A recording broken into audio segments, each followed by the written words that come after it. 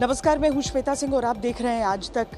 यहाँ एससीओ की जो बैठक हो रही है, यहाँ पर 2 दिनों का जो ये पूरा आयोजन है, उसके बीच आज सबकी निगाहें इस बात पर लगी हैं कि प्रधानमंत्री नरेंद्र मोदी और चीन के राष्ट्रपति शी जिनपिंग की मुलाकात अब से कुछ देर बाद होनी है। उत्सुकता बहुत अधिक है क्योंकि पूरी दुनिया को अगर हम देख लें तो अमेरिका भी इस बात को जानना चाहेगा कि भारत और चीन जैसे 2 पड़ोसी देश जिनके पास इतने सारे ऐसे मुद्दे हैं जो अभी रिजॉल्व नहीं हुए हैं, क्या ये 2 देश उन सारी चीज़ों को भुलाकर आगे बढ़ सकते हैं? क्या एससीओ वो मंच हो सकता है? और यही बातें आज यहाँ से निकलनी हैं। अभी यहाँ के समय के हिसाब से 11:30 बज रहे हैं और आज का दिन इसलिए भी महत्वपूर्ण होना है कि हर तरफ जितने भी इसके सदस्य देश यहाँ पर मौजूद हैं, सबके बीच में यहाँ पर अलग अलग मुलाकातें चल रही हैं। निगाहें, जैसा कि हमने आपको कहा, 2 सबसे बड़ी बैठकों पर, एक आज एक कल, एक प्रधानमंत्री नरेंद्र मोदी की जब चीन के राष्ट्रपति से मुलाकात होती है और रूस से जो मुलाकात होती है, तो ये सारी चीज़ें रहेंगी। इन पर हमारे साथ अलग अलग मेहमान इस पूरे पेशकश में जुड़ते रहेंगे एक एक करके।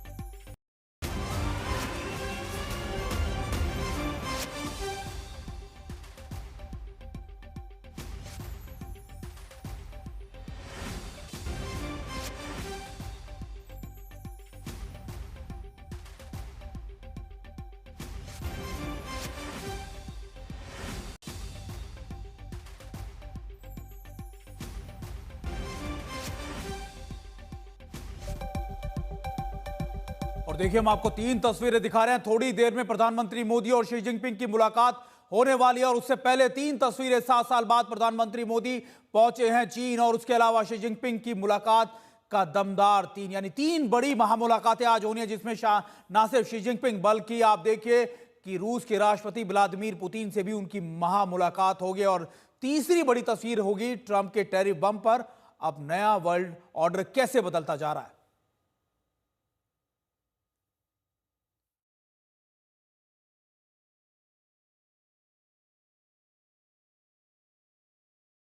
हमारी लगातार खबरें आपको देते रहेंगे और हम आपको बता रहे हैं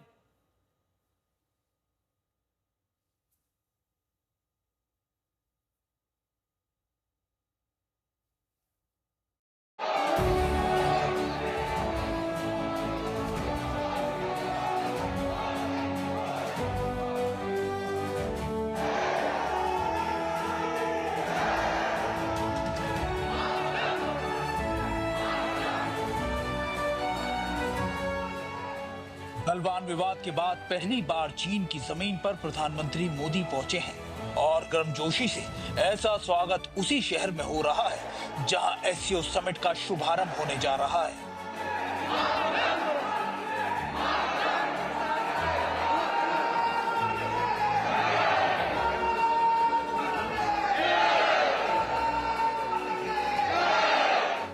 ये रिश्ते का नया दौर है। चीन के तियानजिन शहर में भारत, चीन और रूस 3 बड़ी महाशक्तियां मिल रही हैं। एससीओ समिट के बहाने सुपर पावर का जुटना हो रहा है। इन 3 महाशक्तियों के अलावा कई अन्य देश भी यहां मौजूद रहने वाले हैं। एक दिन पहले ही प्रधानमंत्री मोदी जापान के 2 दिन के दौरे के बाद सीधे चीन पहुंचे हैं। आज वो जिनपिंग से मुलाकात कर रहे हैं। ये वक्त बेहद खास है क्योंकि अमेरिका ने टैरिफ बम फोड़कर दुनिया में धमाका किया है। ज्यादातर देशों के सामने उस टैरिफ बम से निपटने के विकल्प नजर नहीं आ रहे। एससीओ के जिन देशों पर अमेरिका ने भारी टैरिफ लगाया है उसमें चीन पर 30%, भारत पर 50% और कजाकिस्तान पर 25% टैरिफ है। रूस से कारोबार का हवाला देकर अमेरिका ने भारत पर 25% टैरिफ लगाया है। अमेरिका से आई रिश्तों में तल्खी के बीच प्रधानमंत्री मोदी का ये दौरा सिर्फ बहुपक्षीय बैठक तक सीमित नहीं रहेगा। एससीओ समिट के बहाने होने वाली कई द्विपक्षीय बैठक से दुनिया की कूटनीति का नया अध्याय लिखा जाने वाला है। प्रधानमंत्री नरेंद्र मोदी के चीन में होने के मायने बहुत बड़े हैं। 7 साल बाद वो चीन के दौरे पर आ रहे हैं। हालांकि साथ ही साथ ये भी स्पष्ट किया जाता है कि ये प्रधानमंत्री नरेंद्र मोदी का चीन दौरा नहीं है, बल्कि एससीओ का दौरा प्रधानमंत्री नरेंद्र मोदी का, जिसके लिए वो चीन आए हैं। लेकिन इसके बावजूद ऐसे कई लोग हैं जो इस मुलाकात से बहुत उम्मीदें लगाए बैठे हैं। चीन के तियानजिन पहुंचे प्रधानमंत्री मोदी ने आज से शुरू होने वाली द्विपक्षीय वार्ता के लिए नींव रखी है। सोशल मीडिया पोस्ट कर उन्होंने कहा, चीन के तियानजिन में एचसीओ सम्मेलन के दौरान गहन चर्चाओं और अलग अलग देशों के नेताओं से मिलने के लिए उत्सुक हूं। और अब वो लम्हा आ गया, चीन से बिगड़े रिश्ते सुधारने का वक्त है, रूस से दोस्ती को और मजबूत करने का वक्त है और अमेरिका की मनमानी का जवाब देने का वक्त है।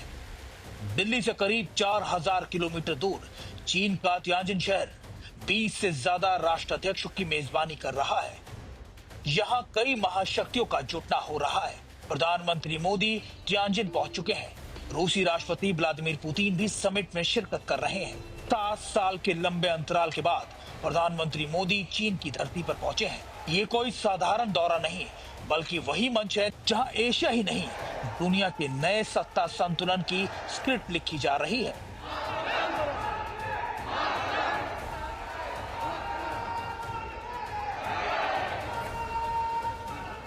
चीन के तियानजिन से श्वेता सिंह और गौरव सावंत के साथ आज तक ब्यूरो।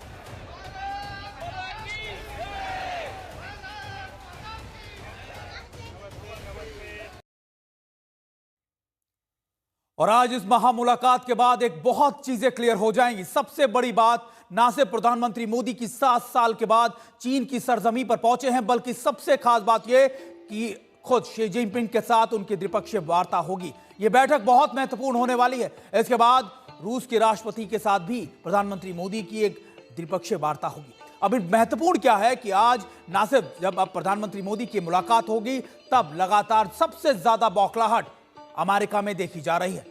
डोनाल्ड ट्रंप की तरफ से ये खबर आई अमेरिका की तरफ से कि वो क्वाड बैठक के अंदर भारत नहीं आने वाले।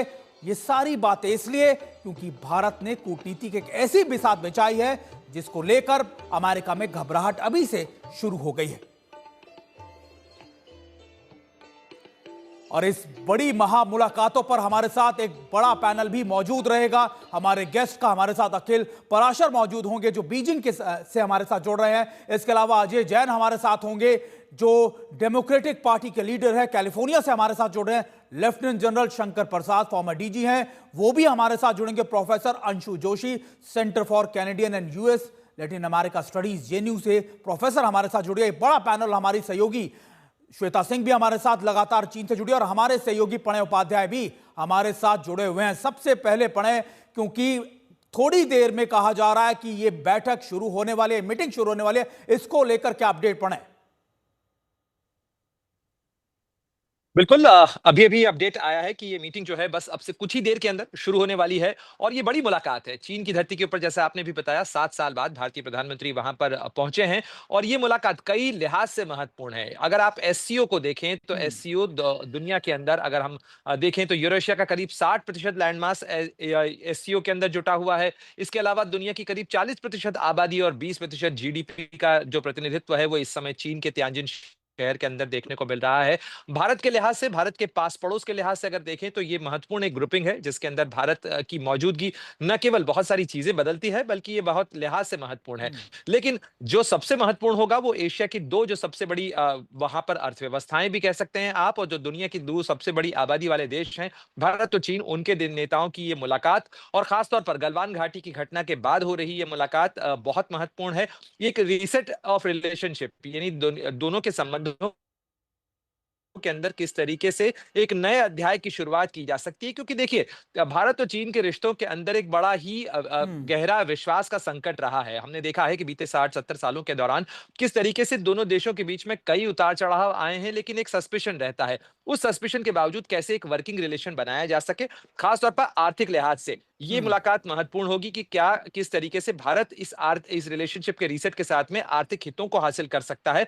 हमें ये नहीं भूलना चाहिए कि चीन के साथ तमाम तनावों के बावजूद भारत का करीब-करीब 100 अरब डॉलर का इंपोर्ट बिल है। यानी ट्रेड डेफिसिट है, और ये जो ट्रेड डेफिसिट है, ये व्यापार घाटा जो है, ये भारत को ज्यादा डॉलर देने और कम जो है डॉलर कमाने का मौका दे रहा है। ऐसे में जबकि भारत अपने मैन्युफैक्चरिंग को बढ़ाना चाहता है, भारत अपने निर्यात को बढ़ाना चाहता है, ऐसे में चीन के मार्केट में ज्यादा एक्सेस भारत के लिए सहायक हो सकती है। उसी की कोशिश होगी। साथ ही प्रधानमंत्री मोदी और राष्ट्रपति शी जिनपिंग की ये जो मुलाकात है सुमित, उसके अंदर जो कॉन्फिडेंस बिल्डिंग मेजर्स जिनको लेकर बातचीत चल रही थी कजान के बाद से, उनको लागू करने का को लेकर आगे चर्चा महत्वपूर्ण है।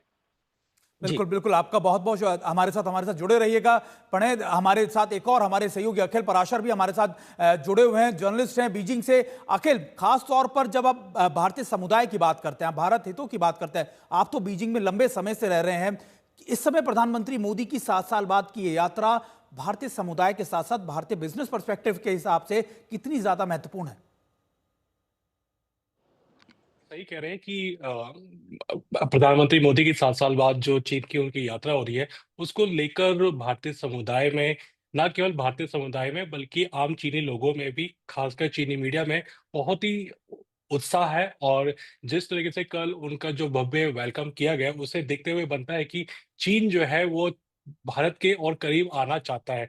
इसी से अंदाजा हम लगा सकते हैं। कल जैसे मेरी काफी इंडियंस लोगों से बात हुई, इंडियन डायस्पोरा से बात हुई, तो सब बड़े उत्साहित उत्साहित थे, बड़े एक्साइटेड थे। और सबका ये कहना था कि यार ये बहुत अच्छा हो रहा है कि पीएम मोदी जो है वो चाइना आ रहे हैं। इंडिया और चाइना के रिलेशन अब थोड़े बेहतर की तरफ जा रहे हैं, रीसेट हो रहा है। क्योंकि उनको भी लगता है, मैं भी अपने आप को उसमें इंडियन डायस्पोरा में इंक्लूड करता हूँ, मैं कहता हूँ कि इंडिया और चाइना का रिश्ता सुधरता है तो इससे जो आम भारतीय जो चाइना में रहता है उनके लिए बहुत अच्छी बात है। रही बात इंडियन बिजनेस की या इंडियन बिजनेसमैन की, वो बड़े उत्साहित है। हर कोई आज कल हद से ज्यादा एक्साइटेड थे जब पीएम मोदी जब थिएनचिन पहुंचे।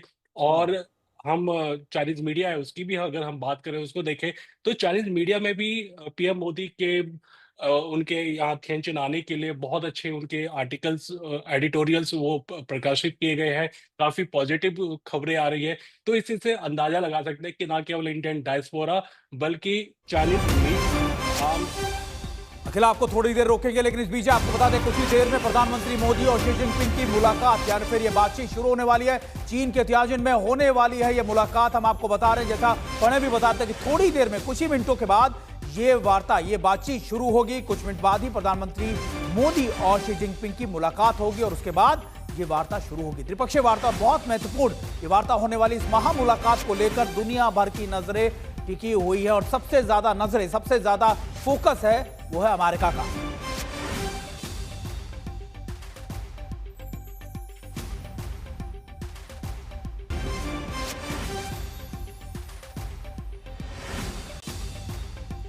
और आपको हम बता रहे थे कि किस तरीके से मुलाकात होनी। हमारे साथ कैलिफोर्निया से भी हमारे एक मेहमान जुड़े हुए हैं, अजय जैन जी। हर देश को अपनी डिप्लोमेसी, अपनी चीजें डिसाइड करने का हक होता है। भारत लगातार अपने हितों के लिए, अपने देश की जनता के हितों के लिए काम कर रहा है। ऐसे में अमेरिका को क्या दिक्कत हो रही है? अमेरिका में डोनाल्ड ट्रंप की नीतियां देख रहे हैं कि लगातार वो और ज्यादा अग्रेसिव हो रहे हैं। अभी ये कहा गया कि थोड़ी देर पहले खबर है कि क्वाड मीटिंग के लिए भी वो भारत नहीं आने वाले। ये भी अमेरिकी मीडिया की तरफ से खबर आ रही है। आखिर ऐसी बौखलाहट, ऐसी जल्दबाजी क्यों? बिल्कुल सही। आई मीन देखिए, पिछले 25 सालों से प्रेसिडेंट क्लिंटन से लेके प्रेसिडेंट बुश से लेके ओबामा, बाइडेन सब ने और इंडियन जो एडमिनिस्ट्रेशन है, उन्होंने काफ़ी मिलकर काफ़ी मेहनत करी कि जो ये इंडिया यूएस रिलेशनशिप, जो ट्रेड $20 बिलियन था, वो आज $190 बिलियन तक पहुंचा। और ये रिलेशनशिप एक बहुत मेच्योर्ड स्टेज पे था। अमेरिका की जो सबसे बड़ी एडवर्सरी है, और जो कोई अगर जिसको हम दुश्मन देश मानते हैं, तो भी चाइना इस वक्त, रशिया भी नहीं है, चाइना सबसे नंबर 1 पर है। और उसी को काउंटर बैलेंस करने के लिए जो लास्ट एडमिनिस्ट्रेशन थी, बाइडेन एडमिनिस्ट्रेशन, वो इंडिया के साथ वर्क कर रहे थे। उन्होंने क्वाड फॉर्म किया और एक इंडिया की बहुत बड़ी यूएस इंडिया की पार्टनरशिप जरूरत थी, यूएस को भी इंडिया की पार्टनरशिप चाइना को काउंटर करने के लिए। और प्रेसिडेंट ट्रंप ने जो ये इंडिया के साथ जो ऑयल का मसला उठाया है कि रशिया का ऑयल बाय कर रहा है, तो उसमें एक फैक्ट ये कहना चाहता हूँ कि इंडिया के अराउंड 24 to 30 बिलियन डॉलर का ऑयल बाय कर रहा है, उसमें चाइना अराउंड 40 से 42 से 45 बिलियन डॉलर का ऑयल बाय कर रहा है। रशिया का जो डिफेंस बजट है वो 124 बिलियन डॉलर या 149 बिलियन डॉलर है। उसमें अगर इंडिया का कंट्रीब्यूशन हटा भी दे तब भी रशिया का डिफेंस बजट उतना स्ट्रांग रहेगा। तो इसमें वो चाइना के ऊपर एक्शन लेना चाहिए, चाइना के साथ रहना चाहिए। डेमोक्रेटिक कांग्रेस मेंबर्स है, डेमोक्रेटिक जो फॉरेन रिलेशंस कमिटी है सेनेट की, वो सब यही कह रहे हैं कि ट्रंप बहुत बड़ी गलती कर रहे हैं, बिल्कुल हिस्टोरिक गलती कर रहे हैं एक अलाई देश के साथ में ये करने के अजय जी, लिए। सबसे अब बड़ी बात तो यही है कि देखिए आप लगातार ऐसे दोस्त के साथ ये कर रहे हैं जो आपका एक स्ट्रेटेजिक पार्टनर है। हमारे साथ लेफ्टिनेंट जनरल शंकर प्रसाद भी जुड़े। सर, एक टर्म यूज की जाती है कि जियो इकोनॉमिक ब्लैकमेलिंग। अमेरिका सीधे तौर पर वही कर रहा है जिस देश के ऊपर उसकी कोशिश, आप कहते हैं कि जिस देश पर वो लगातार टैरिफ की वॉर कर रहा है, स्ट्राइक्स कर रहा है, वो उसका स्ट्रेटेजिक पार्टनर है करीबन लंबे समय से। तो ऐसे में ये अमेरिका की साख पर भी एक बड़ा सवाल है। बिल्कुल ठीक कह रहे हैं आप। देखिए, भारत को इस समय एक उस पोजीशन में वर्ल्ड ऑर्डर में ला के खड़ा कर दिया है जो वर्ल्ड के आज 4 सुपर पावर जिसको हम मानते हैं वो है अमेरिका, रशिया, चाइना और Bharat. We are very proud to see our prime minister participating, जहाँ 3 वर्ल्ड के टॉप लीडर्स बैठे हुए हैं और एक चौथा टॉप लीडर जो भारत का एक बड़ा सहयोगी था, क्वाड में सहयोगी था, बड़ी उसके साथ डिफेंस डील्स भी हो रही थी पिछले सालों में, वो आज पीछे छूट रहा है क्योंकि उसकी गलती की वजह से उसने जिस प्रकार से भारत के ऊपर टैरिफ लगाए, जिस प्रकार से बेहुदा बात करता है कि भारत रशिया से ऑयल क्यों खरीद रहा है, इसको बंद करे क्योंकि भारत रशिया को फ्यूल कर रहा है लड़ाई के अंदर यूक्रेन में। These are all absolutely unimaginable things. ऐसा कभी हो सकता है? एक भारत जो थोड़ा बहुत तेल खरीदता है 30-40 बिलियन डॉलर का, वो क्या यूक्रेन रशिया की लड़ाई को बढ़ा सकता है?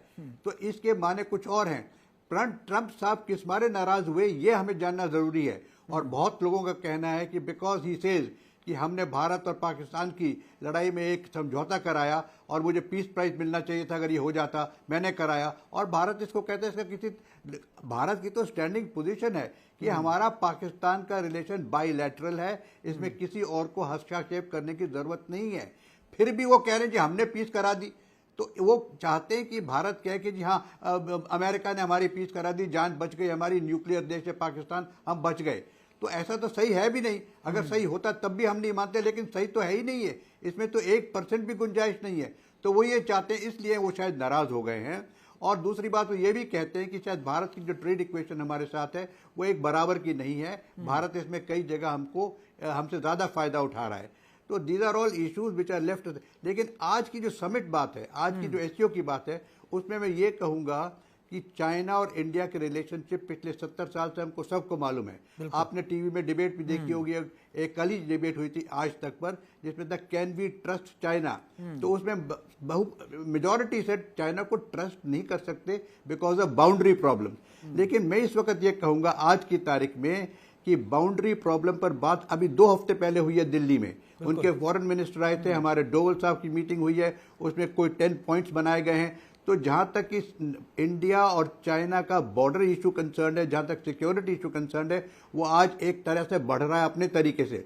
लेकिन आज जो मीटिंग है that will focus primarily on economic issues. जैसे मुझसे पहले से एक स्पीकर कह रहे थे कि हमारे पास इस समय चाइना से नियरली 100 बिलियन डॉलर्स का सामान आता है, केवल हम 15 मिलियन का बेच पाते, 85 बिलियन डॉलर का डेफिसिट है। दूसरा बड़ा पॉइंट जो आज निकल के ये आ रहा है कि अगर हमें अमेरिका के साथ जोड़ के अमेरिका के साथ एक आंख दिखा कर रहना है, तो जो हमारा मार्केट अमेरिका के अंदर है वो हमारा मार्केट अब ऑल एशियन कंट्रीज में, सर यही बात की जा रही है कि देखिए मल्टी अलाइनमेंट की, सर शंकर प्रसाद सर बिल्कुल मल्टी अलाइनमेंट की जरूरत है। और खासतौर पे भारत अपना रुख दुनिया के तमाम बड़े देशों को क्लियर कर चुका है कि हम एक रुख का कभी भी हम एक तरफा नहीं होंगे, मल्टी अलाइनमेंट की तरफ हमेशा हमारी पॉलिसी रही है और यही सबसे बड़ी वजह है। प्रोफेसर अंशु जोशी, इससे पहले चीन जाने से पहले प्रधानमंत्री मोदी जापान में थे जो क्वाड का सदस्य है, उसके बाद वो एससीओ की इस बैठक में पहुंचे। जिस तरीके से शंकर सर भी कह रहे थे कि देखिए हम चीन पर विश्वास तो नहीं कर सकते, लेकिन क्या हम अब अमेरिका पर विश्वास कर सकते हैं? क्योंकि इस कदम के बाद एक लंबा, एक कह सकते हैं डेफिसिट या फिर एक बड़ा गैप बन गया अमेरिका के साथ हमारे रिश्तों को लेकर भी, क्योंकि अब यह तय हो जाएगा कि अमेरिका कभी भी हमें बीच दोराहे पर छोड़ सकता है। बहुत सही बात आपने और बहुत सही बिंदु आपने इस चर्चा में जोड़ा है। और जैसा कि जीन दे ला फोंटेन ने कहा भी है कि a known enemy is always better than an unknown friend.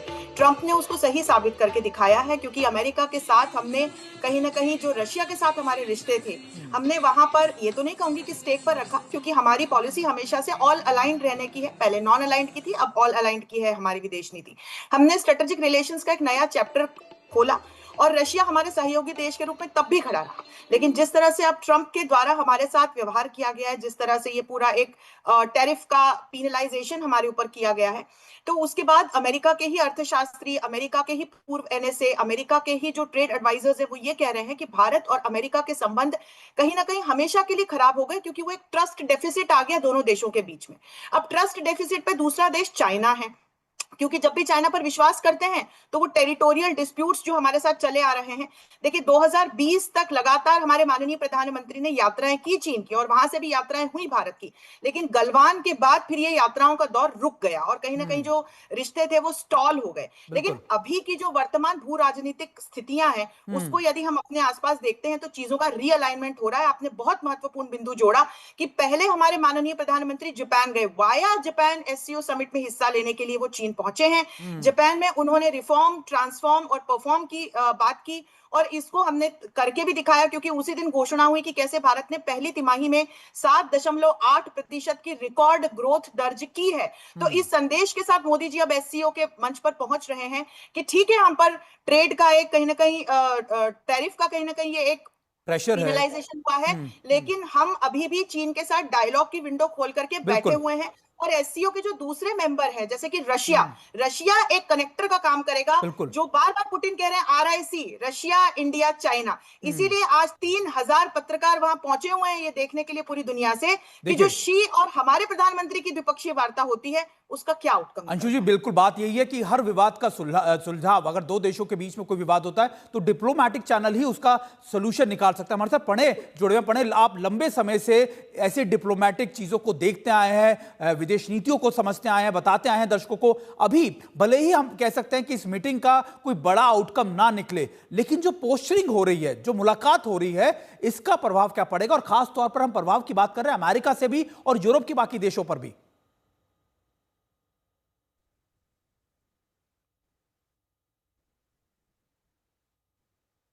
Pranay,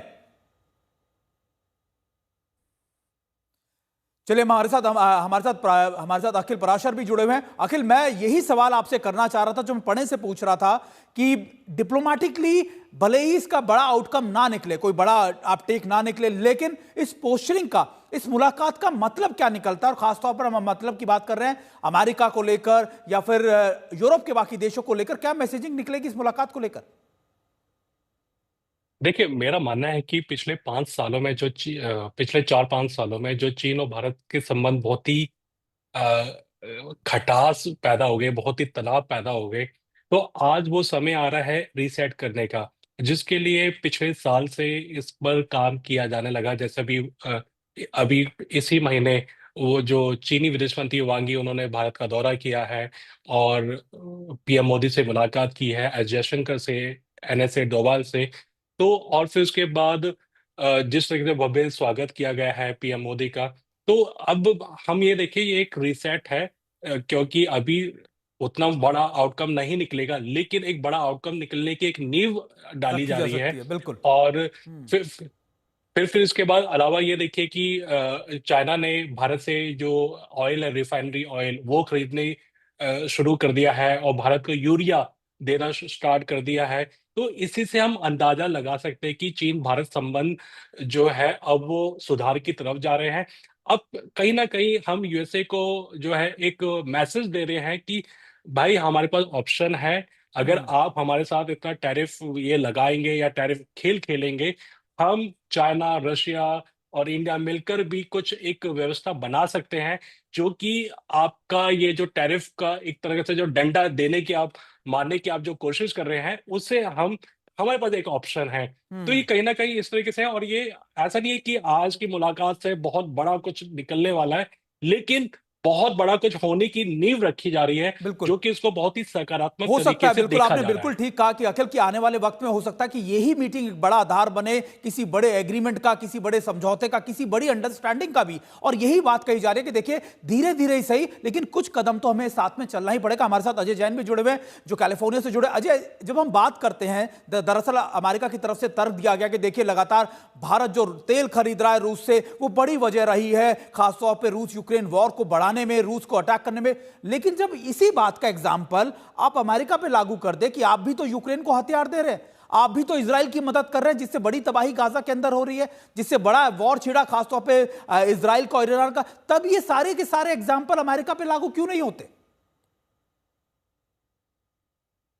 कि जो बाइडन एडमिनिस्ट्रेशन में जो इंडिया के एम्बेसडर थे एरिक गारसेती, वो अच्छे मित्र भी थे मेरे, उन्होंने कहा था ऑन द रिकॉर्ड कि यूएस एडमिनिस्ट्रेशन चाहता है कि इंडिया रशिया का ऑयल खरीदता रहे, जिससे ऑयल मार्केट स्टेबल रहे। अगर इंडिया अपना ऑयल मार्केट लेना बंद कर देता है और ग्लोबल मार्केट में जाता है, तो ऑयल की जो डिमांड जो 65 से 70 या $75 बैरल की है, वो $200 बैरल तक जा सकती है। तो उससे जो दूसरे देश है जो इतना अफोर्ड नहीं कर सकते, ये बहुत बड़ी प्रॉब्लम हो जाएगी। इसलिए उन्होंने कहा कि अगर इंडिया खरीद रहा, we are okay with that. और तो वो उस टाइम एग्री कर रहे थे। तो अभी जो ट्रंप जो all of a sudden disagree कर रहा है और इसको इश्यू बना रहा है, तो वो ये ट्रंप की हिस्ट्री में देखा जाएगा कि ये ट्रंप एडमिनिस्ट्रेशन की one of the biggest mistake होगी, बिगेस्ट फेलर होगा कि उन्होंने एक अपने सबसे बढ़िया एलाई को एनिमी में कन्वर्ट कर रहे हैं। उन्होंने जितना मैक्सिमम करना था 50% लगा लिया। अब जो लास्ट स्टेप वो ले सकते हैं, वो लगा सकते हैं सैंक्शंस इंडिया पे। सैंक्शंस एक एनिमी स्टेट पर लगाते हैं, रशिया पे लगाए हुए हैं अभी सैंक्शन, तो वो एक लास्ट स्टेप ले सकते हैं। अभी वो कोशिश कर रहे हैं, यूरोपियन एलाइज के साथ बात कर रहे हैं कि आप लोग भी इंडिया के ऊपर टैरिफ लगाओ। बट वो पीट नवारो जो है इस वक्त बौखलाया हुआ है। ये पीट नवारो और स्कॉट बेसेंट जो है सेक्रेटरी, उनकी ये सब थी जो उन्होंने ट्रंप को ये पुश किया इस एजेंडा की तरफ। अब वो देख लिया कि इंडिया के ऊपर ये करके उनका कोई असर नहीं हुआ, अब वो और एक्सट्रीम पे जा सकते हैं, पर इसका भी कोई।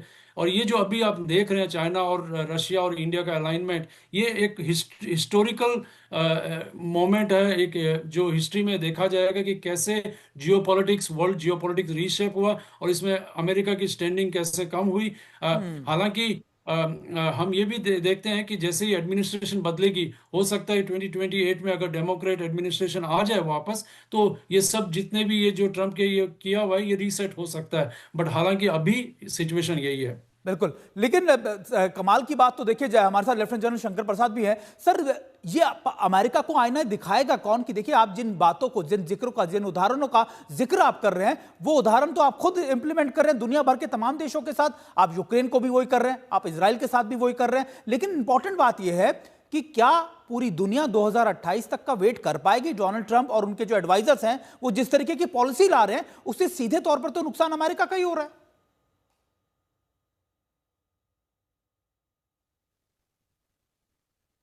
अखबारों में पढ़ा होगा कि प्रेसिडेंट ऑफ यूक्रेन ने आज हमारे प्राइम मिनिस्टर से बात की है कि आप हमारी किसी तरह से मदद कीजिए। तो आज यूक्रेन रशिया की लड़ाई में भी यूक्रेन हमारे को ज्यादा अहमियत दे रहा है। He is depending more on India than on Trump. तो ट्रंप के साथ अलास्का में बात हुई है पुतिन की, उसके बाद 2 हफ्ते से कुछ हुआ नहीं है, वहां लड़ाई लगातार जारी है। लेकिन आज जो बात हुई है, आपने सुबह के अखबार में पढ़ा होगा, Ukraine president rang up the prime minister of India and requested।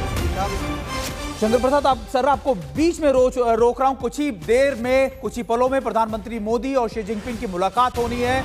और देखिए, हम आपको बता रहे हैं इस महा मुलाकात पर हमारी कवरेज लगातार जारी है, लेकिन कुछ ही पलों में प्रधानमंत्री मोदी और शी जिनपिंग की मुलाकात होनी है। थोड़ी देर में वो तस्वीरें भी आएंगी जब दोनों आप कह सकते हैं कि नेताओं की मुलाकात होगी। और चीन के तियानजिन शहर में हो रही है मुलाकात, और ये मुलाकात ऐसे समय में हो रही है जब लगातार भारत पर अमेरिका की तरफ से एक प्रेशर डाला जा रहा है, एक दबाव डाला जा रहा है टैरिफ को लेकर। बढ़ते हुए टैरिफ को लेकर डोनाल्ड ट्रंप हर रोज एक बड़ा ऐलान कर देते हैं, और उसी बीच प्रधानमंत्री मोदी और शी जिनपिंग की यह बड़ी मुलाकात, महामुलाकात तियानजिन में होने वाली है।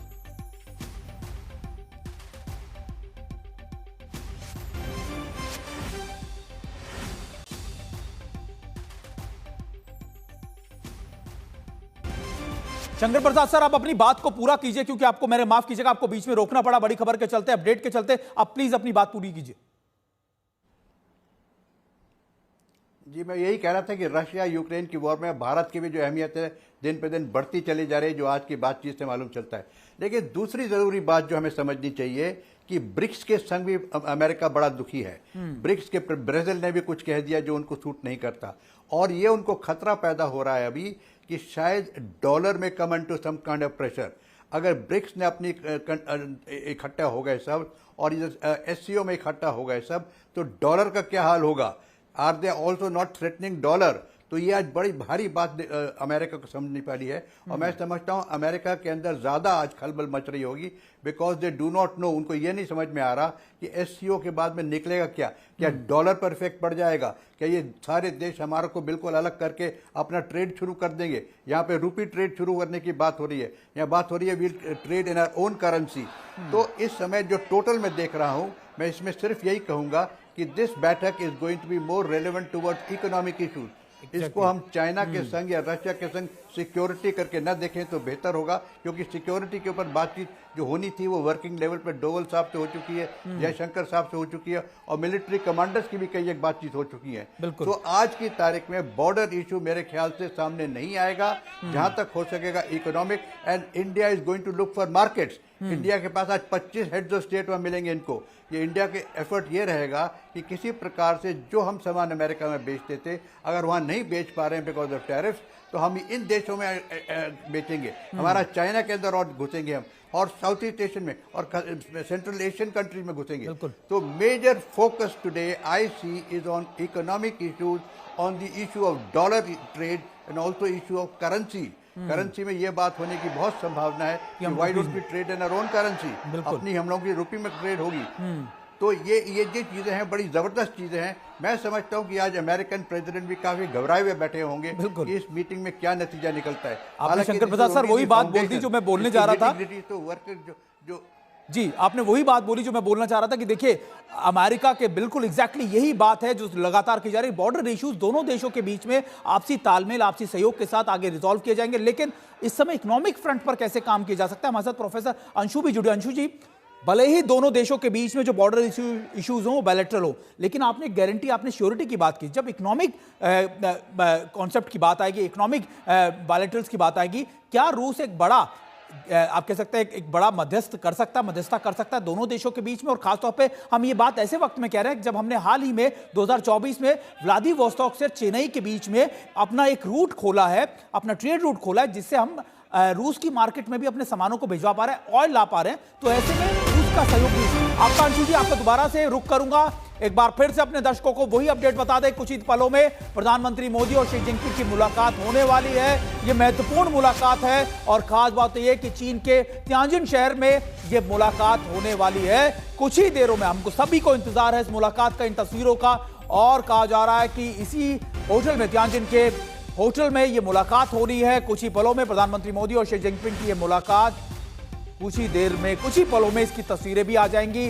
यांगबिन होटल में ये मुलाकात, ये मीटिंग होनी है, और यांगबिन होटल के अंदर ये मुलाकात होनी है। उसकी तस्वीरें भी हम आपसे साझा करेंगे। लेकिन हमारे साथ एक बड़ा पैनल हमारे खास मेहमानों का जुड़ा हुआ है। प्रोफेसर अंशु भी हमारे साथ जुड़े हैं। प्रोफेसर अंशु, वही सवाल मैं आपसे पूछना चाह रहा हूं कि रूस इसमें कैसे मध्यस्थता कर सकता है, कैसे दोनों देशों को और करीब ला सकता?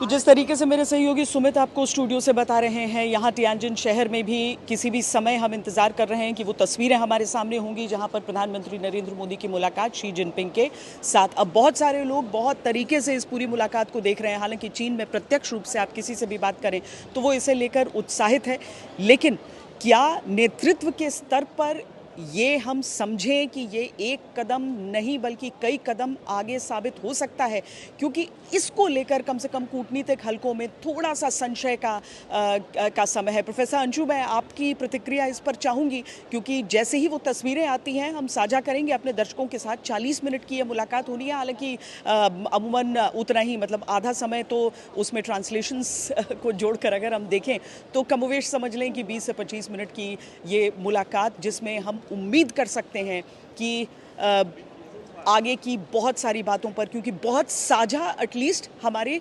इंटरेस्ट हैं, लेकिन वो सब इस बात पर निर्भर कर जाएंगे कि सीमा पर डिफेंस के हिसाब से क्या होता है। प्रोफेसर अंशु। श्वेता, ये दो डायमेंशंस हैं और जैसे कि लगातार हम चर्चा कर रहे हैं कि टेरिटोरियल डिस्प्यूट्स हमारा सॉल्व हो, इसके लिए लगातार एनएसए के लेवल पर और जो हमारी कमांडर लेवल टॉक्स हैं वो तो हो ही रही हैं। पिछले साल कजान में जब अक्टूबर में कजान में जब हमारे माननीय प्रधानमंत्री और शी की मुलाकात हुई, बात हुई पहली बार गलवान 2020 के इंसिडेंट के बाद, तो देखिए वहां से एक डीएस्केलेशन तो शुरू हुआ है। जो डेप्सांग और डेमचोक एरियाज हैं ईस्टर्न लद्दाख के, वहां से पहली बार दोनों देशों ने फिर डिसएंगेजमेंट शुरू किया है। तो एक पॉजिटिव सिग्नल तो तभी से मिलना शुरू हुआ, लेकिन हाँ, अभी संशय की स्थिति टेरिटोरियल डिस्प्यूट्स को लेकर के तो श्वेता बनी हुई है, क्योंकि दोनों ही देश इतनी आसानी से एक दूसरे की टर्म्स एंड कंडीशंस पर मानेंगे नहीं। अब आती हूँ इकोनॉमिक रिलेशंस पर।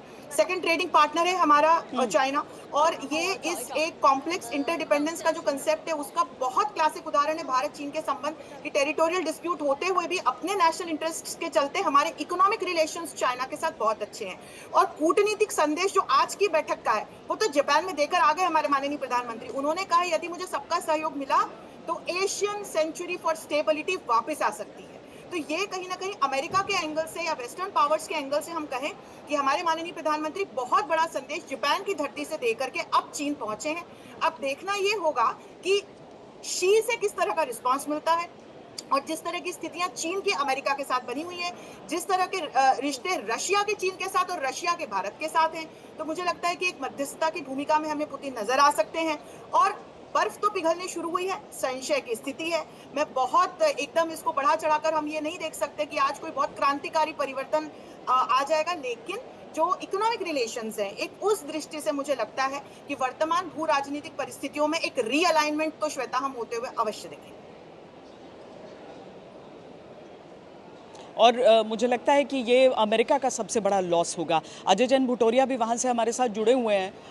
अजय जैन जी, इसे सीधे तौर पर, मतलब जो इतनी कोशिशें, इतनी अलग अलग बदलते हुए अमेरिका के राष्ट्रपति, भारत के प्रधानमंत्री के बीच जो एक नया रिश्ता गढ़ता हुआ दिखा था, एक बहुत बड़े लॉस के तौर पर आज इसीलिए दिख रहा है क्योंकि दो लोकतांत्रिक देश आज पूरी दुनिया में कम से कम एक साइड पे नहीं दिख रहे हैं। लेकिन भारत इस बात को समझ रहा है कि ये एक टेम्परेरी चीज़ हो सकती है। ऐसा नहीं है कि हम कोई दुश्मन हो गए हैं, लेकिन आपको लगता है ट्रंप ने एक बहुत बड़ा एडवांटेज खोया है? पहले कहा था कि ये ट्रंप की one of the biggest mistake होगी उसके, अगर वो जो इंडिया को जैसे स्ट्रॉन्ग एलाई को उसने लूज़ किया है, और जिस तरह से लगातार उसके एडमिनिस्ट्रेशन के पीट नवारो या स्कॉट बेसेंट जो डेली बेसिस पे इंसल्टिंग स्टेटमेंट्स दे रहे हैं, ये डिप्लोमेसी नहीं है, ये उनका फ्रस्ट्रेशन है। जो डोमेस्टिक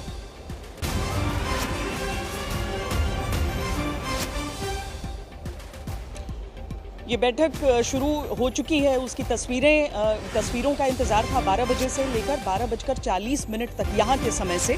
और भारत में आप अभी से लेकर 40 मिनट का वक्त समझ लीजिए। भारत में करीब 9:30 बज रहे हैं, 9:30 बजे इस बैठक की शुरुआत हुई है और 10:10 तक लगभग ये चलेगा। भारतीय पक्ष की तरफ से अपनी बात रखी जाएगी यहाँ के समय के अनुसार 9 बजे, यानी भारत में 6:30 बज रहे होंगे जब भारतीय पक्ष अपनी तरफ से बताएगा कि क्या क्या दिन भर हुआ है।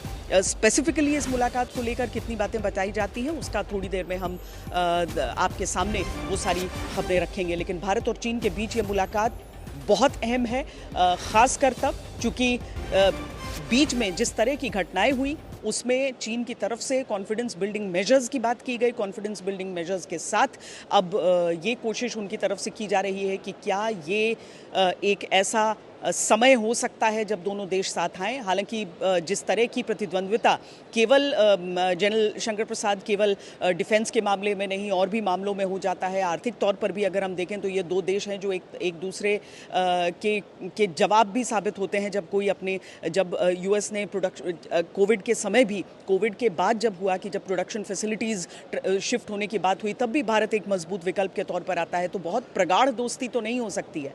इसीलिए मैं ये समझना चाहती हूँ आपसे कि अगर हम मिलिट्री एंगल से भी देखें, इसे डिफेंस के एंगल से भी देखें, तो क्या हमारे इंटरेस्ट में है कि हम परिस्थितियों को सॉल्व करें। चीन से टकराव की स्थिति से बेहतर है कि दो ऐसे नेबर्स जो प्रतिस्पर्धा में भी रहें, लेकिन कम से कम एक शांतिपूर्ण स्थिति में उस प्रतिस्पर्धा में रहें।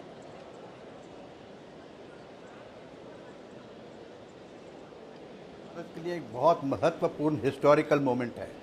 एक तरफ हमारा क्वाड का रिलेशनशिप है और हम सबको पता है कि क्वाड में हमारी इम्पोर्टेंस क्यों रही है। इस वजह से कि अमेरिका समझता है ज्योग्राफिकल लोकेशन ऑफ इंडिया वो इंडियन ओशन के लिए बड़ी इंपॉर्टेंट है।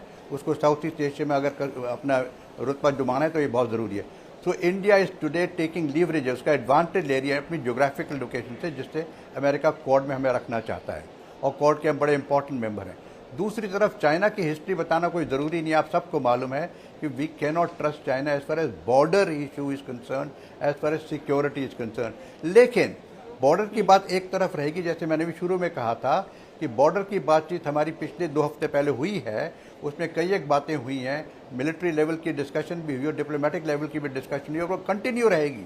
उसमें क्या नतीजा एंड में निकलता है वो कहना बड़ा कठिन है अभी, लेकिन हाँ ये मानना ज़रूरी है, and I want to state it very clearly कि 50,000 ट्रूप्स जो हमारे लद्दाख के अंदर हैं और चाइना के हैं वो आज भी फेस टू फेस हैं। डिसंगेजमेंट हो गई है लेकिन 50,000 ट्रूप्स आर प्रेजेंट देयर, तो therefore tension continues to remain on the border. ये मत सोचिए कि टेंशन बॉर्डर पे खत्म हो गई है। हमारा अरुणाचल प्रदेश में टेंशन रहती है, हमारी सेंट्रल एरिया में टेंशन रहती है। So don't think for a moment कि टेंशन, मिलिट्री टेंशन खत्म हो गई, वो एक तरफ है, उसकी हम एक तरफ जिम्मेवारी देख रहे हैं और निभा रहे हैं। अब बात रही इस वक्त इकोनॉमिक इश्यूज की। सबसे बड़ी प्रॉब्लम जो आज खड़ी कर दिया अमेरिका ने कि भारत रशिया से ऑयल नहीं खरीद सकता क्योंकि Bharat is fuelling the war in Ukraine. तो आज तो यूक्रेन के प्रेसिडेंट कह रहे हैं भाई भारत इसमें हमारी मदद करे। अमेरिका ने तो 2 हफ्ते पहले ट्राई कर दिया, कोई खास नतीजा निकला नहीं। तो he is requesting India, Ukraine is requesting India today कि आप रशिया से बात कीजिए, आप चाइना से बात कीजिए, इसमें कुछ हमारी मीडिएशन करा के कुछ सीज़फायर कराइए। The bigger problem Shweta today is this, America is completely rattled, पूरा परेशान हो गए हैं कि जिस तरह से SCO आ गया है, जिस तरह से ये ब्रिक्स साथ साथ आ रही है, कहीं ये तो ना हो कि हम आइसोलेट हो जाए इकोनॉमिक फ्रंट पे भी। हालांकि उनकी इकोनॉमिक जो है वो कितने 30-40 ट्रिलियन डॉलर में जाती है, it's the largest economy in the world, it is not easy to change it. लेकिन dollar can come into trouble. अगर हमने यहाँ रूपी ट्रेड में अपनी करेंसी में ट्रेड शुरू कर दी तो अमेरिका का क्या होगा? वो तो डॉलर किंग है आज, जितने मर्जी डॉलर छापते रहते हैं और कोई उसका कोई अंदाजा नहीं है। There is nothing to back the dollar today. उनके पास कोई ऐसी गोल्ड तो है नहीं जो डॉलर को बैक कर रही है।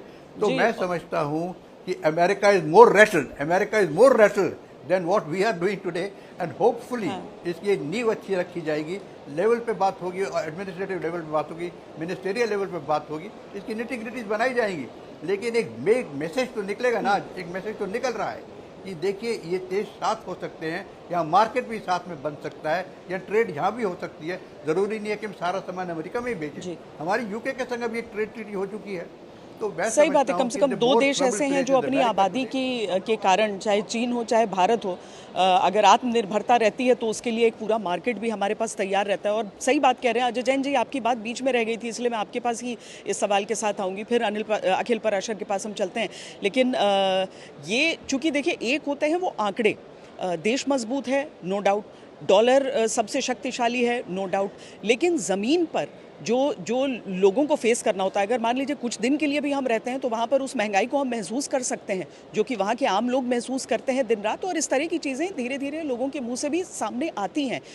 ट्रंप जो कर रहे हैं टैरिफ का, हालांकि वो कह रहे हैं कि मैं वो व्यक्ति हूँ जो डील करता है और टैरिफ को अपनी सबसे बड़ी ताकत के तौर पर दिखा रहे हैं, लेकिन इकोनॉमिकली और पॉलिटिकली ये टैरिफ्स भविष्य के लिए क्या संकेत है? को पता होगा कि यहाँ के जो फेडरल कोर्ट है, उन्होंने टैरिफ को इलीगल करार दिया है और कहा कि प्रेसिडेंशियल पावर में नहीं आता है कि वो टैरिफ ऐसा लगा सके। तो तो ट्रम्प ने अब उसको सुप्रीम कोर्ट में कंटेस्ट कर रहे हैं। तो अगर अब सुप्रीम कोर्ट के डिसीजन के ऊपर डिपेंड करता है कि ये टैरिफ लीगल है या अगर इलीगल है। अगर वो सुप्रीम कोर्ट में हार जाते हैं तो ये सारा टैरिफ जितनी भी कंट्री पर लगाया है सारा पैसा रिफंड करना पड़ेगा और ये इलीगल होगा। अगर वो जीत जाते हैं तो दैट्स अ डिफरेंट स्टोरी। तो जो टैरिफ का जो है, आज इंडियन अमेरिकन की ही बात करें तो जो इंडियन ग्रोसरीज है ऑलरेडी 25 से 30% महंगी हो चुकी है बिकॉज ऑफ पहले 15% हुई थी बिकॉज ऑफ द 25% टैरिफ, और सेकंड टैरिफ जो ये 27 तारीख से चालू है, most of the grocery stores ने 25 से 30% प्राइसेस बढ़ा दिए हैं। तो इसको कौन पे कर रहा है? इंडियन अमेरिकन पे कर रहे हैं। सेम वे जो चाइना के ऊपर 30% टैरिफ लगा है, उसके कारण रेस्ट ऑफ द अमेरिकन जो है वो चाइना से जो प्रोडक्ट आ रहे हैं उसके ऊपर पे कर रहे हैं। तो डोमेस्टिक पॉलिटिक्स में इसके ऊपर मिड टर्म्स जो इलेक्शन आ रहे हैं उसके ऊपर ट्रम्प की रिपब्लिकन्स को काफ़ी असर पड़ेगा। और ये रिपब्लिकन समझ चुके हैं कि Ukraine war was a major thing in the election और वो बंद नहीं करवा पाए, तो उसको अटेंशन को शिफ्ट करने के लिए वो डाइवर्ट कर रहे हैं। अच्छा, आज इंडिया अगर रशिया से ऑयल बाई करना बंद कर दे तो हम वो वार को कल रुकवा देंगे। तो ये सब ये टैक्टिक्स जो प्ले कर रहे हैं वो डोमेस्टिक अपनी बेस को एक्साइट रखने के लिए कर रहे हैं। वो कहते हैं अच्छा तुम्हारा जॉब्स नहीं मिल रहे बिकॉज H1 वाले तुम्हारे जॉब्स लेके जा रहे हैं। केस है कि भाई ये सब हो रहा है बिकॉज इंडिया के कारण हो रहा है, बिकॉज H1 के कारण हो रहा है, और वो ये टैक्टिक्स कंटिन्यू रख रहे हैं। लेकिन लोग अब समझ चुके हैं कि इकोनॉमिक एक मेजर होता है, जो कॉस्ट ग्रोसरी की है, जो कॉस्ट लिविंग कॉस्ट है वो ज़्यादा हो रही है, तो उसका असर मिड टर्म इलेक्शन में पड़ेगा, जहाँ पे डेमोक्रेट वापस कांग्रेस का कंट्रोल लेंगे और फिर इसके ऊपर कंट्रोल बिठाएंगे। अखिल जी, जो मुलाकात इस समय चल रही है, मुलाकात अब शुरू हो गई है। अब केवल हम एससीओ की इस बैठक में सबसे ज़्यादा नज़रें अगर किसी की हैं, और न सिर्फ इंडिया में, न सिर्फ चाइना में, बल्कि अमेरिका भी बहुत क्लोजली वॉच करेगा कि चाइना और इंडिया क्या वाकई ऐसा हो सकता है कि साथ आ सकते हो। जो यहाँ पर है, यहाँ पर किस तरीके से परसीव किया जा रहा है? क्या उसे समझा जा रहा है? क्या आम एक अंडरस्टैंडिंग ये हो रही है कि भारत और चाइना अपने सारे डिफरेंसेस को भुलाकर ऐसी स्थिति में in the face of trade tariffs साथ बढ़ सकते हैं आगे? बिल्कुल श्वेता जी, जैसे मैं यहाँ रहता हूँ काफी समय से, तो जो आम चीनी लोग हैं उनसे मेरी बातचीत होती है। मैंने एक चीज ये पाई है कि चाइनीज लोग भी यही चाहते हैं कि इंडिया और चाइना के जो संबंध है वो बेहतर हो जाए, और जो दोनों देशों के बीच में जो भी अनबन रही है या जो भी खटास पैदा हो गई थी पिछले 4-5 सालों में, उसमें काफी हद तक सुधार हो जाए। और दोनों देशों के बीच में जो डायरेक्ट फ्लाइट की जो बात है वो शुरू की गई है। अब भारत ने टूरिस्ट वीजा देना शुरू कर दिया है चीनियों को। उसको लेकर इतने उत्साहित हुए आम चीनी लोग, उन्होंने अपने सोशल मीडिया पर उसको काफी पोस्ट किया, क्योंकि चीनी लोग भी ये मानते हैं कि भारत के साथ संबंध बेहतर करना उनके हित में है। तो इसलिए ये काफी, आज जो ये मीटिंग चल रही है प्रेसिडेंट शी और प्राइम मिनिस्टर मोदी की, उसको लेकर काफी उत्साहित है, और सब यही एक आशा कर रहे हैं कि इस बैठक के जरिए बहुत एक अच्छा, चाहे एक बड़ा रिजल्ट ना आए, लेकिन एक ऐसी नींव तैयार हो जाए जो कि आने वाले समय में एक बहुत बड़ा आउटकम बने।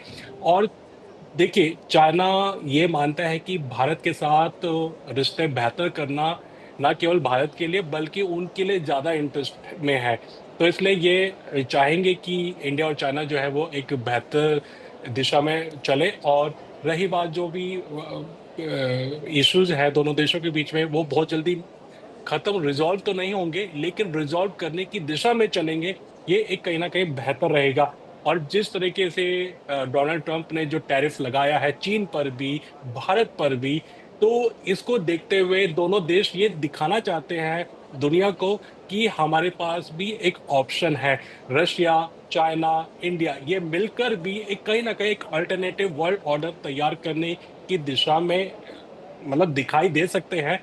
ऑल्दो मैं ये नहीं कह रहा कि कर रहे हैं, लेकिन एक वैकल्पिक मतलब एक ऑप्शन जैसे नजर आ रशिया रहा तो है। बहुत उत्साहित है इस आरआईसी को लेकर, इंडिया नॉन कमिटल है, इंडिया अपनी तरफ से कुछ नहीं कर रहा, पर चाइना में भी आपको लग रहा है कि चीन में भी एक बिलीफ है कि शायद ये रिक पॉसिबल हो पाए? जी, जी, जी, बिल्कुल, बिल्कुल आप सही कह रहे हैं क्योंकि चाइना बहुत पॉजिटिव है लेकर, और क्योंकि चाइना जानता है कि रशिया, इंडिया की मतलब जो रिश्ते हैं वो बहुत ही बढ़िया है, रशिया और चाइना के भी रिश्ते बढ़िया है। तो चाइना बिल्कुल चाहता है कि भारत जो है वो आरआईसी में एक सीरियसली पार्टिसिपेट करे और मिलकर तीनों का जो एक त्रिकोण जो है वो एक एक मतलब मिलकर अपने आर्थिक और जो सुरक्षा इन चीजों पर वो खुद आगे काम करें। और चाइना वाकई बिल्कुल चाहता है कि रशिया और इंडिया मिलकर और चाइना मिलकर, ये तीनों देश मिलकर एक कुछ ऐसा कदम उठाए जो कि बेहतरी के लिए, और ना केवल एशिया के लिए बल्कि पूरी दुनिया के लिए।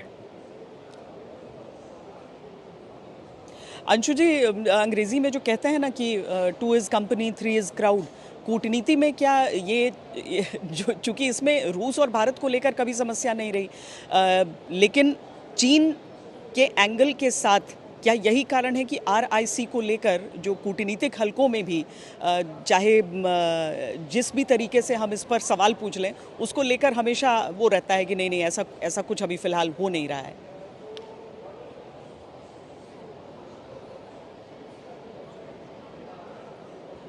अच्छा, अंशु जी से हमारा संपर्क फिलहाल हो नहीं पा रहा है, लेकिन जनरल प्रसाद, इस पूरे जो एक सुंदर सी कहानी एक बन रही है उसमें एक इरिटेंट हो जाता है पाकिस्तान के साथ चीन के संबंध।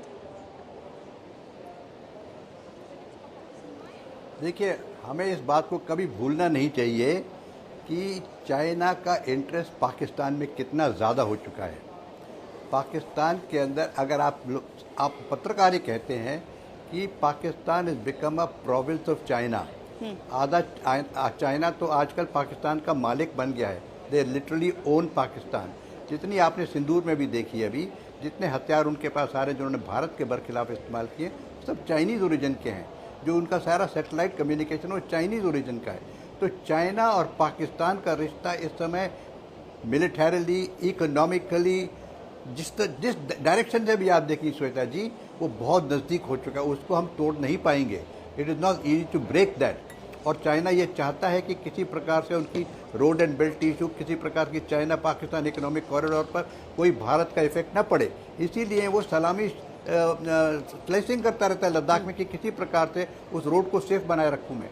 तो इस बात को तो एक तरफ छोड़ दीजिए आप। This is never going to happen, let us forget about it, we'll deal with it in the manner जिस तरीके से इसको डील हम कर रहे हैं।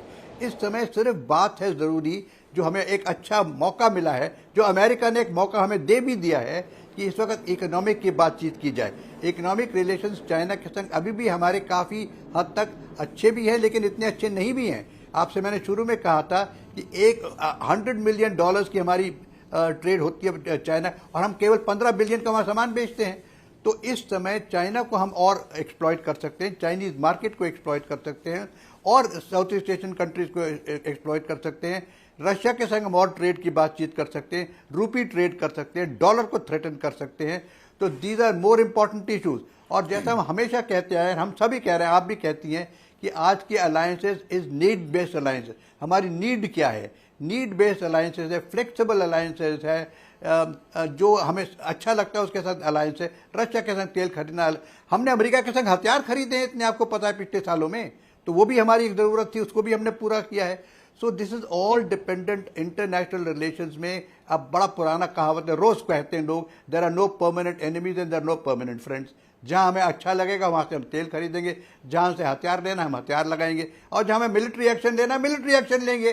तो मिलिट्री एक्शन भी हमने लेके दिखा दिया अभी। सो let us be very clear that India today has become a very powerful nation in the world. आज देख रही हैं कि वर्ल्ड के अगर 4 लीडर्स की बातचीत की जाए तो उसमें है ट्रंप है, उसमें है पुतिन है, उसमें है शी जिनपिंग, और भारत के प्रधानमंत्री। These are the 4 top leaders in the world today. आजकल यूरोपियन लीडर्स जो जिस प्रकार से एक बड़े लीडर्स माने जाते थे, वो तो कहीं नीचे रह गए हैं। So let us understand our status in the world today. We are in a very commanding position. तो इसका हमें फ़ायदा उठाना है, और फ़ायदा हम तभी उठा सकेंगे जब हम देखेंगे कि सिक्योरिटी इशू एक तरफ है, उस पर बातचीत होती रहेगी। Let us not escalate there. शांति चाहते हैं हम, this is not an era of war, लेकिन इकोनॉमिक इश्यूज पर हम जोर दे रहे हैं। आज today we are facing economic war. तो इकोनॉमिक सारा जो चक्कर है, जो ट्रेड का चक्कर है, जो ट्रेड को हमने आगे बढ़ाना है, जो अमेरिका की वजह से हमारी ट्रेड कम हो रही है, उस पर जोर देना ज़रूरी है। और अंत में तो यही कहूँगा श्वेता जी, मैं ये लेवल पर तो बात हो जाएगी हेड्स ऑफ स्टेट्स की, लेकिन इसकी निटिग्रिटीज जो हैं दे आर वेरी इंपॉर्टेंट। उसमें दो चीज़ों की बातचीत होगी, उसमें कॉमर्स की बातचीत होगी, उसमें और हर किस्म का गुड्स कहाँ बिक सकता है, कौन ले सकता है, किसका क्या होगा, इसकी डिटेल बड़ी डिटेल में बनेगी।